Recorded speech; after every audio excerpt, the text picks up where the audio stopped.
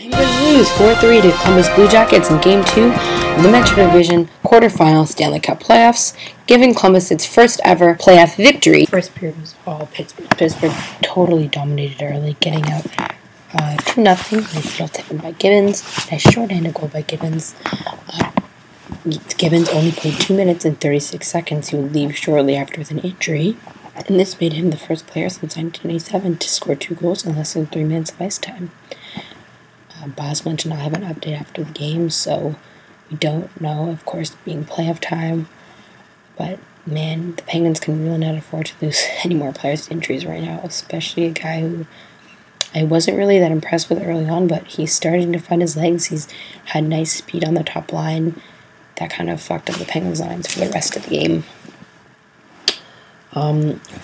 Then, shortly after, the Penguins get a power play. Great work from Crosby. Loses his bounce of it, loses the puck, still gets it back to Niskanen. Nice shot from the point. Penguins go up 3-1. Niskanen has an absolute bomb from the point, and ever since Bosman made that adjustment and put Niskanen on the power play, Niskanen's been really good. Another 2-point game for him. He's now got 4 points in 2 games as a defenseman. Pretty good. That was 3-1. That was all Pittsburgh in the first period. Shots were 15-4 after 1. Feeling pretty good about Pittsburgh's chances. I thought, okay, yeah, could be blocked tonight. Not so fast. We enter the second. Columbus is all over Pittsburgh. They then come back, score a shorthanded goal, which gave them life. After that, Pittsburgh's power play just looked dead. They could not get anything going. Dan makes another adjustment, moves away from the 4 forwards, 1D, to 3 forwards and 2D. He takes James Neal off the first power play, puts him on the second power play, and goes with the 3 forwards and then Martin and Niskanen on the back end. However, it doesn't work. Penguins just have missed passes. They cannot find their legs after, and that really seems to deflate them. Again, they got complacent, they got lazy, just not putting in a full 60 minutes of effort last night and tonight, and you cannot get away with it in playoffs in Game 2. It can't happen. You have to put in a full effort if you want to win, no matter who you're playing. And we witnessed that tonight. So then it was like that for most of the game. Penguins were hanging on for dear life, killing off penalties. Fleury was making some outstanding saves. Late in the game, Columbus gets another power play. They get 2 power plays back to back. Penguins kill off the first one.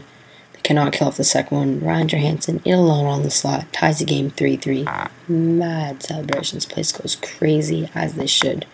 Ryan Johansson is one hell of a hockey player, and he's been very, very good for Columbus. He almost single-handedly willed them into the playoffs, and Bobrovsky, again, was excellent. He made the big saves when he had to, just as Fleury did in Game 1. He did not start off great, but he made the big saves when he had to, which allowed his team to get back in the game, and he was solid when they needed him to be solid. There's also a penalty in the third period taken by Letang, which I did not like, which led to a power play. I don't believe Columbus scored on it, but it was a terrible interference call. Just a selfish play overall by Letang, and I was quite disappointed in him taking that, especially after last game when he came out and said, I can't be taking those selfish penalties. I let my team down after his performance in Game 1, which he was benched, and he came back and did the same thing again in Game 2. It was a lack of respect, and I was really hoping to have a better performance from him tonight, and sadly we did not get that. It was quite disappointing, actually. That was just a horrible penalty to take. You cannot be taking that. I don't think he was as bad as some people made him out to be, and I wouldn't put him at fault for the overtime goal, which some people definitely would, but that's just a brutal penalty. You cannot be taking that. Credit to Columbus, though. They stuck to the game plan. They figured out how to stop Pittsburgh's power play. Something that CBC said, which I noticed as well, is they recognized that Niskanen was taking all those bombs from the point. They covered him, took away his time and space, and they did not give Pittsburgh much after they scored the power play goal. They did not give them anything on the power play. Pittsburgh was hardly getting any zone time. They didn't get a lot of shots. I believe they had 1 shot in their last 2 or 3 power plays in the game. But Columbus looked solid. After the first period, Columbus really took over the game. They are by far the better team. They outshot Pittsburgh overall 45-41. So Fleury was great. He made some huge saves. Bobrovsky was outstanding. It's definitely not Fleury's fault they lost the game, that's for sure. But the fact that Pittsburgh's now giving up 2 shorthanded goals in 2 games, they've also scored 1, and they've given up a couple power play goals, is not good. Bosma really needs to figure out some more adjustments, how to get around this while the power play and penalty kill is failing them lately. That really was their bread and butter all season. It was allow them to succeed up until this point, and they aren't a good 5-on-5 team, so you cannot expect them to score 5-on-5 with the bad numbers that they have. They have to score the power play. Neil especially, I know he had about 7 shots. Malkin had 4. Jokinen had 3. That line combined for 0 goals and 0 assists. So you could say that they didn't really do much, but I think it's puck luck. Neil hit a post. Bobrovsky made some great saves. Their Corsi numbers were ridiculous. They maintained the puck every time they had it. They got unlucky. But I don't like Bosman taking Neil off the line. He's usually money in that spot every time. And when he scores one, he's going to score a bunch. So I would definitely look for Bosman to put him back on that line, and for him to make more adjustments. So first OT is quite nerve-wracking, but it goes by without a hitch. We go to second OT.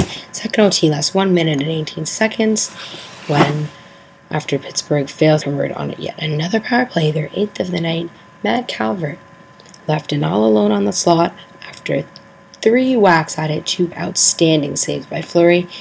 He pots in the winner.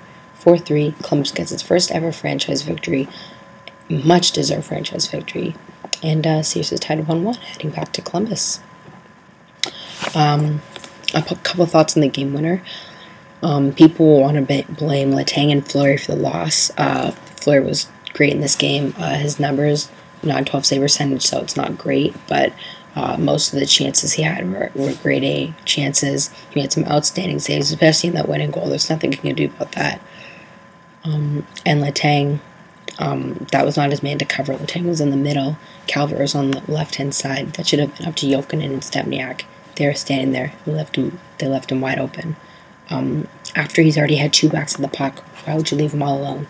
You gotta get a body in him, or you gotta clear the puck out instead of leaving a goalie out to dry. You cannot rely or expect your goalie to make 3 saves and bail you out like that time and time again. So it was not Letang or Fleury's fault. I definitely blame Jokinen and Stepniak more on that goal than I would either of those two.